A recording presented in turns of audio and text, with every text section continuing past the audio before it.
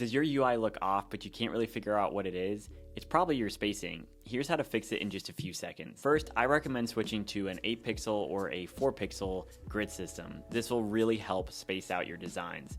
If we take a look at this design here, everything kind of feels disconnected and the hierarchy kind of falls apart. A good rule of thumb is to group elements that are related with smaller padding than the elements near it.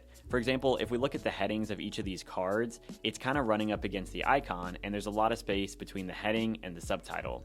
Because this is a component, I can come up to the component here and we can look at the spacing between the icon and the copy and see that it's set to 5. So I might set this to something like 8 pixels or even 12. And then I can click into the heading and I might set that to something like 4. Already it's looking a little cleaner, but if it's not working for you, then just play around with the spacing between your groups of elements. So going back to the spacing between the icon and the heading, we could even set this to something like 12, and that gives a little bit more breathing room. If we take a look at the reservations here, this isn't necessarily bad, but it is pushing a lot of the content beneath it down. So one way to fix this is to click into our actual reservations and set this to something like 4, and that just tightens it up a little bit. And then we can zoom out and select the whole group and set this to something like 12 or maybe 16.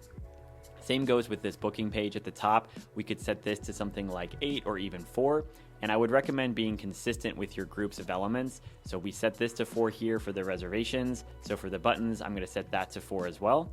And then I'll zoom out to the main card and I might set that to something like 12 or 16. So with just a couple tweaks, we've already fixed some of the hierarchy and we're fitting more content on a single screen. Follow for more UI and Figma tips.